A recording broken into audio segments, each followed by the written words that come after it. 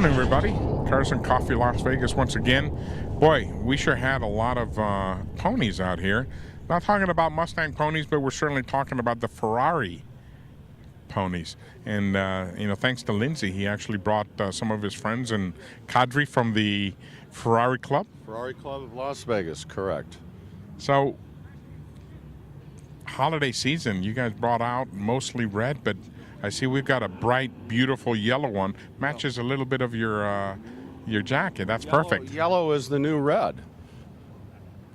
Why today did you guys, come out to the Cars and Coffee? We haven't been out here to support you enough, and we had our holiday party last night, and we organized, and we actually decided to bring some of the ponies out, as you called them. Most of our club members don't believe in what they call garage queens, and we like to drive them.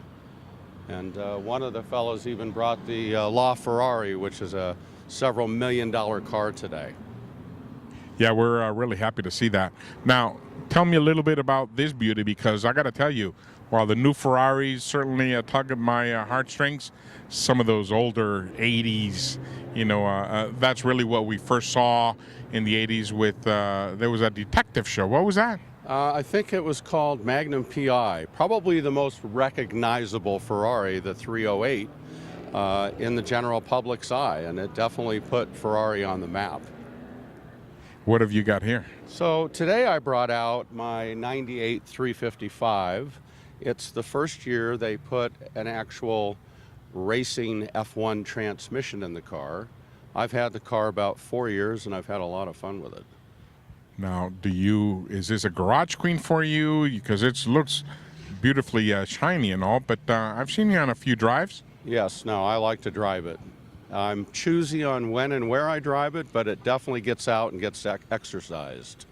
Tell me a little bit about the engine on this. So the 355, the designation actually is 3.5 liter V8. It's an inline V8.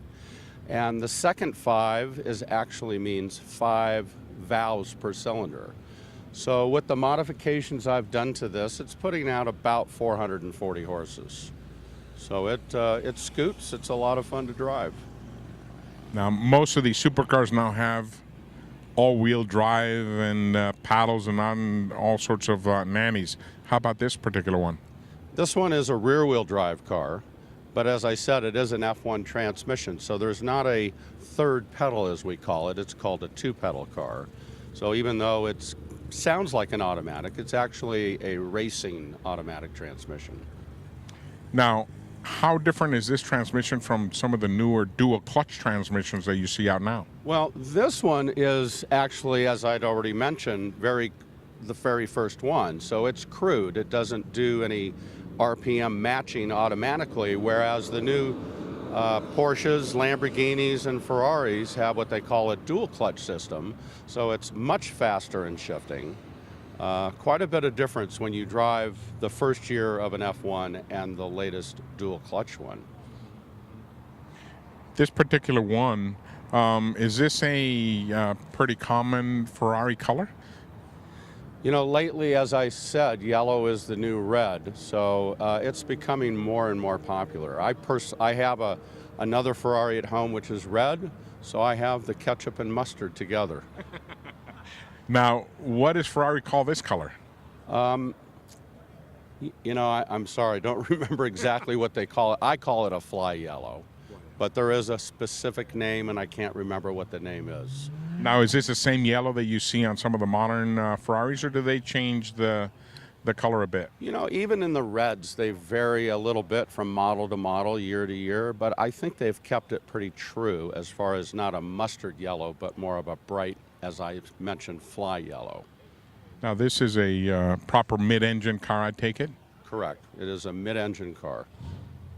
Is there, much trunk space in the front or the rear for you to travel? Actually, the trunk space in this car is pretty ample. I mean, you and a guest can travel for 4, 5, 6 days and have plenty of room.